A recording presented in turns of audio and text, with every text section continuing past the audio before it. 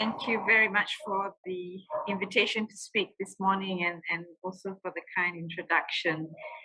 Now, I am going to try and figure out how to use these slides.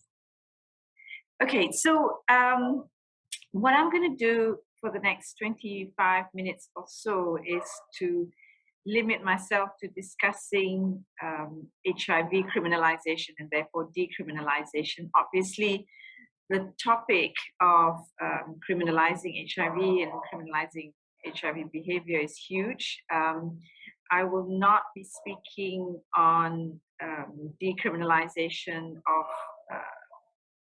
behaviors that puts populations at risk for HIV. For instance, people who use drugs, people who inject drugs, sex work, as well as MSM. Unfortunately, many countries, especially many countries in the region, still criminalize any of three or all three of these activities. But today, due to the interest of time, I will limit myself to just discussing HIV criminalization, which unfortunately is also a problem worldwide, and it's actually a growing problem worldwide. Now, I'm going to start off by sharing this video with all of you, which is, could someone help me move the slides? Because I can't seem to do it on my clicker. There we go. My name is Wesley Mafulira. I am a Malawian human rights lawyer. In 2016, Wesley had just attended a human rights workshop when he read a newspaper article about a woman living with HIV who had been jailed for breastfeeding. This woman is now known simply as EL to protect her identity. I read in the paper that this lady, Zomba, was convicted for breastfeeding a baby. She was holding on to her own baby, and then someone came with another baby. I think the baby was crying or something, so they said, no, can you please hold on to my baby? So she dropped off her baby and picked up this baby. Obviously, because she was breastfeeding, the other kid suckled on her breast and suckled the milk. She didn't do it deliberately. Actually, it was accidental. The village was small, which meant everyone knew EL's business. The rural community, they know that she's on ARVs. So when the mom came and said, okay, what happened? He said, your baby accidentally suckled on my breast. He said, okay, but you are on ARVs, you are positive, and my baby suckled on your breast. It means most likely you transmitted HIV to my baby. Neither EL's child nor this other woman's baby acquired HIV from breastfeeding, not from a momentary suckling or long-term feeding. But under the law, that didn't matter. That conduct was criminal according to section 192 of our penal code. Our penal code, in other words, the criminal laws.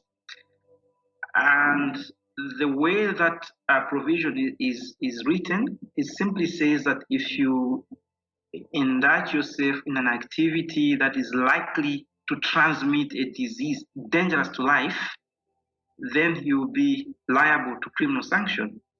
EL was arrested and brought before the court. Without an attorney to advise her of her rights under the law, EL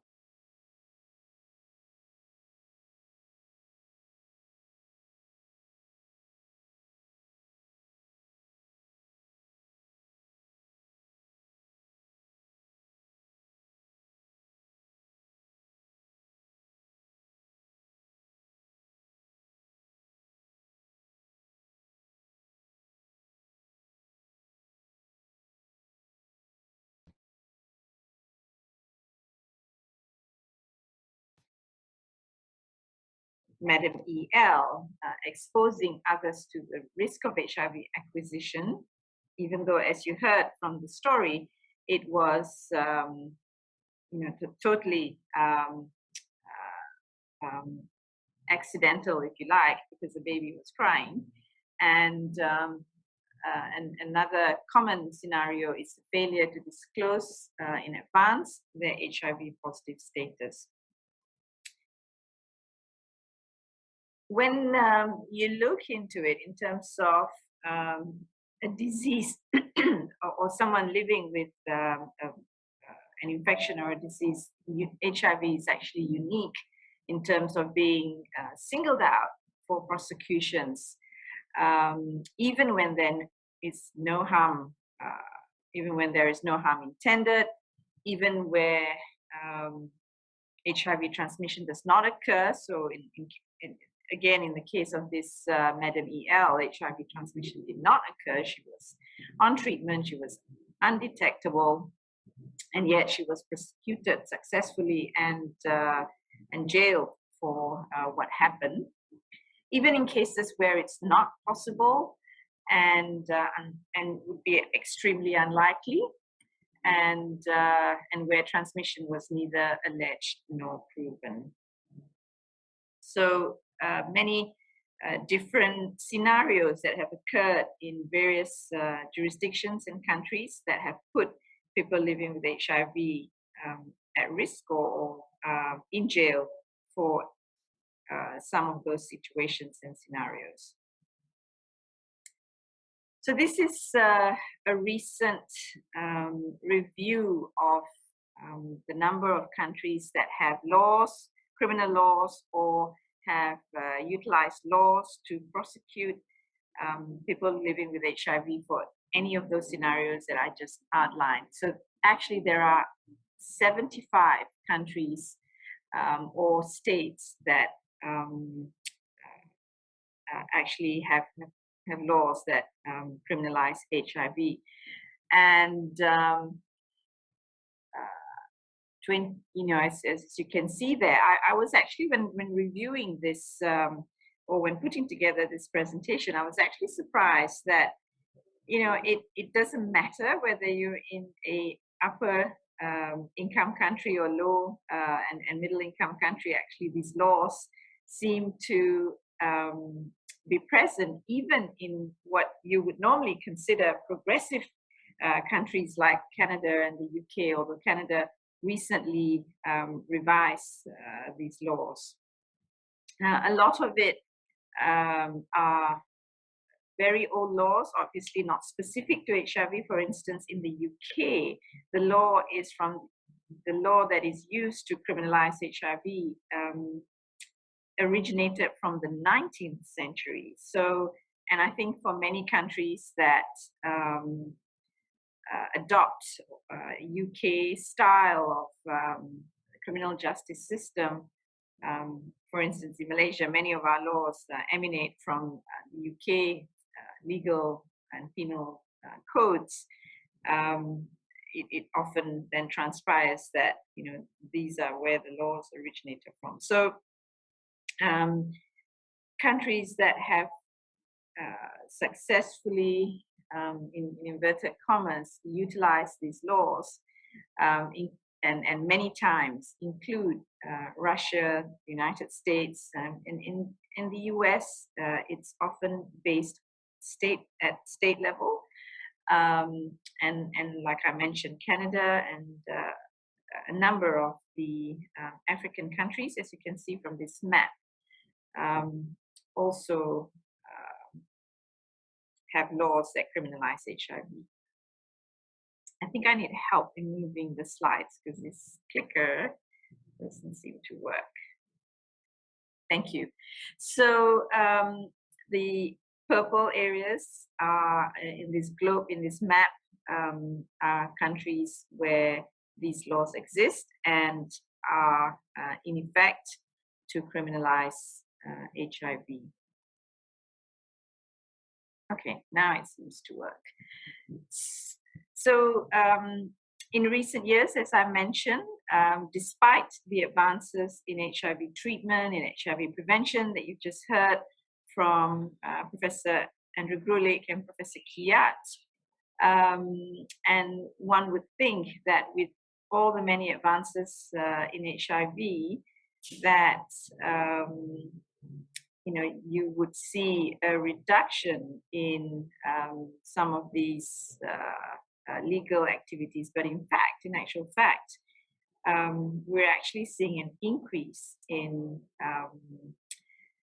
cases of prosecution and arrest of people living with HIV for various transgressions.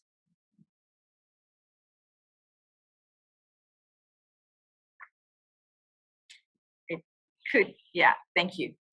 So in 2018, I was fortunate to be invited to be on an expert consensus with about 29 other HIV clinicians, scientists, researchers from around the world at the IAS and UNAIDS convened. It was led by Professor Francois Barré-Sinoussi, who was at the time the president of the IAS, to really look at this issue in terms of HIV criminalization, and to put forward an advisory on why we as a group, as a community, felt that HIV criminalization is not in keeping with the advances in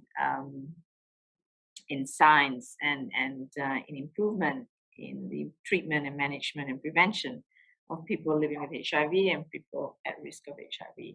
So much of my talk will derive on this expert consensus statement, and to really go through what the scientific arguments as to why this is not in keeping with what we have achieved in HIV science and HIV management, but also, of course, from the human rights angle. So first of all, in terms of the scientific arguments of why HIV criminalization is bad science, well, you've just heard from Professor Kiat in terms of the amazing advances in antiretroviral therapy in the last 3 decades.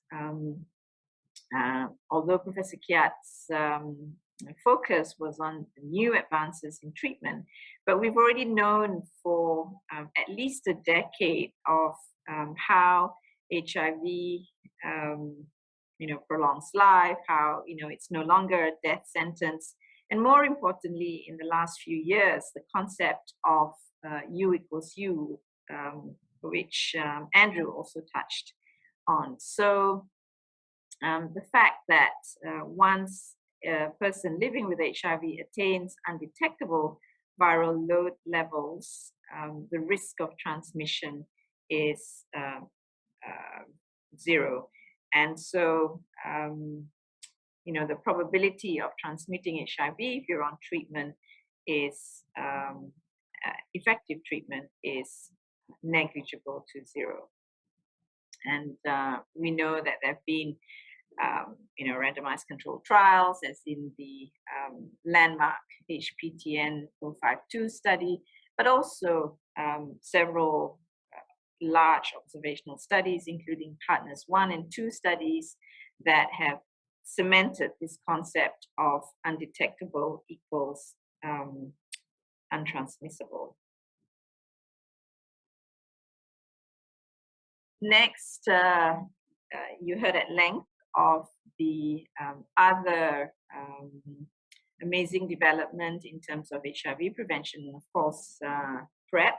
Although Andrew outlined the obstacles and barriers and challenges of expanding PrEP nationwide as a national program, except the great example from Australia, but many countries, including Malaysia, is still struggling with expansion of PrEP.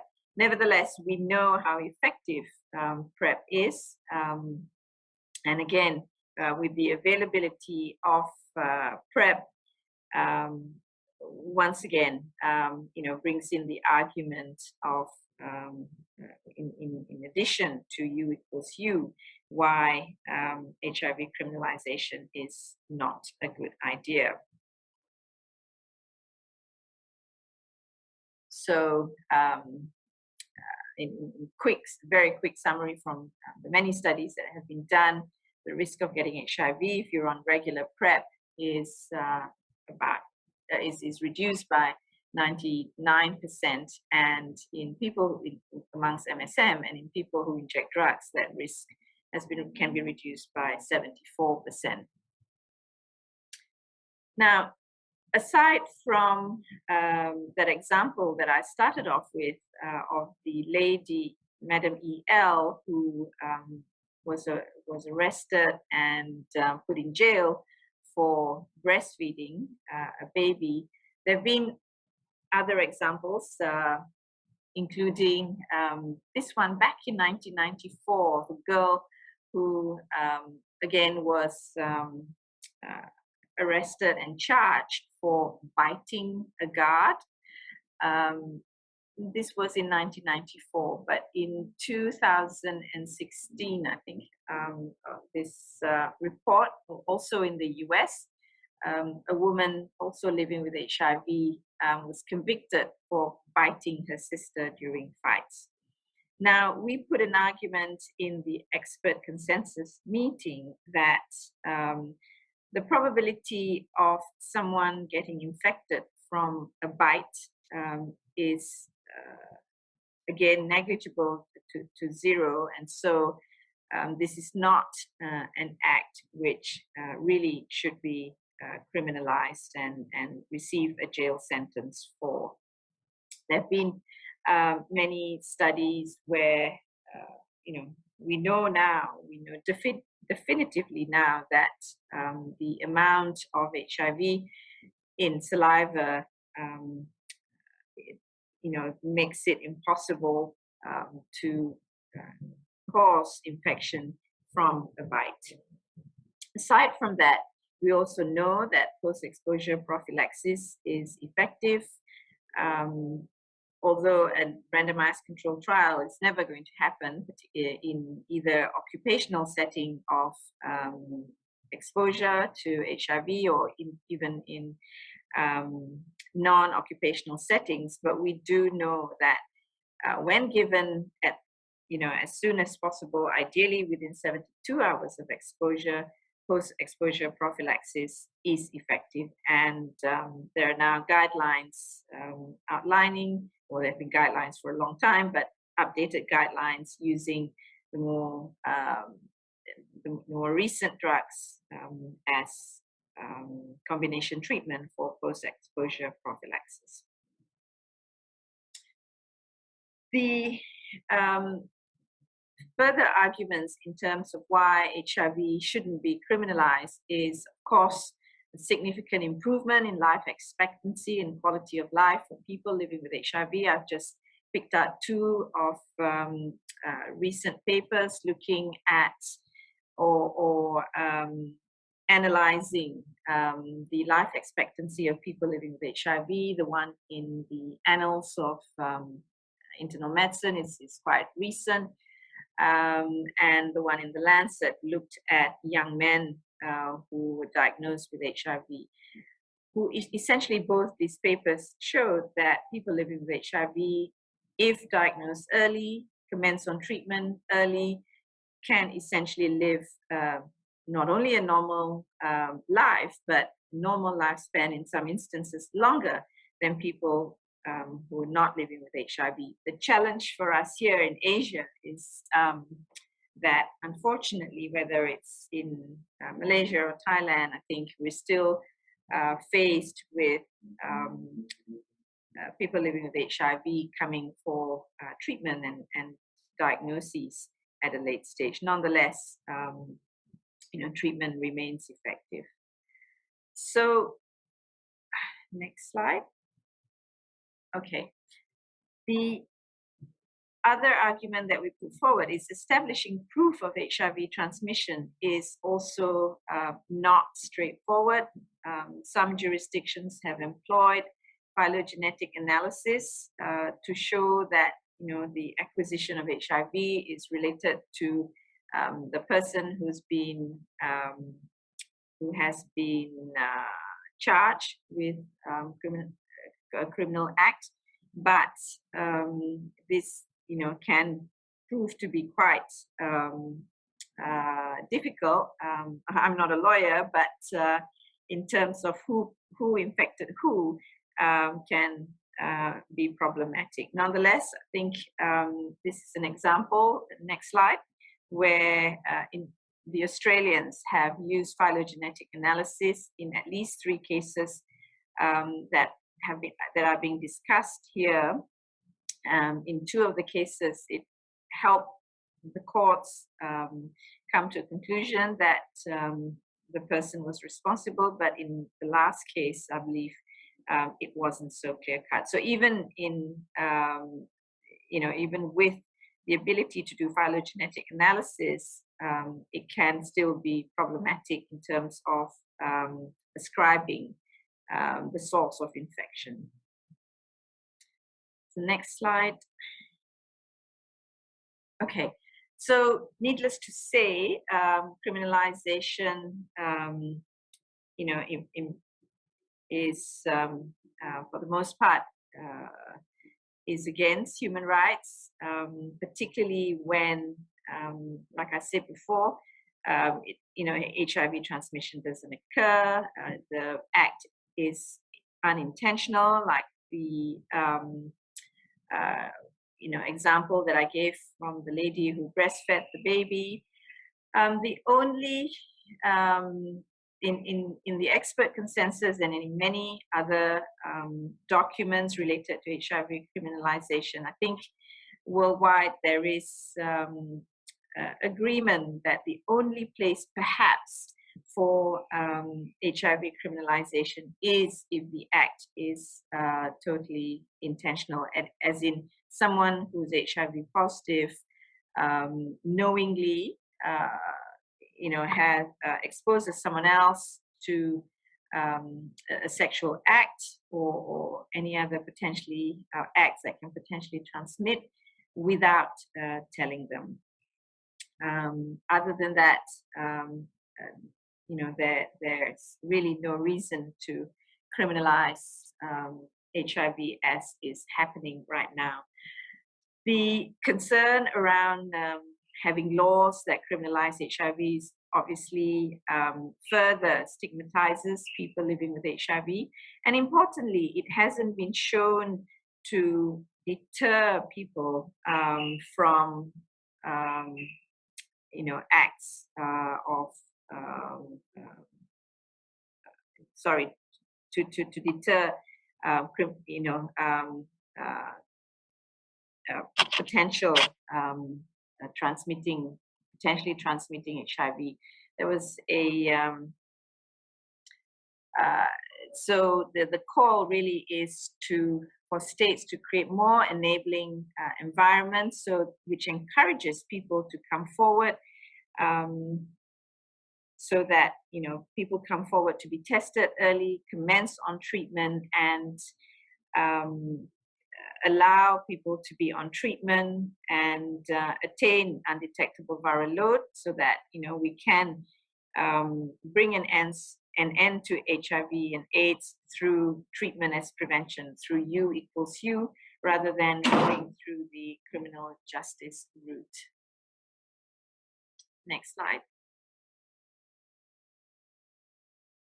And the other argument from a criminal justice system is that the laws that are currently being applied for HIV criminalization are exceedingly broad, and so can be interpreted in many ways, and in some instances putting people living with HIV extremely vulnerable to a wide range of human rights violations.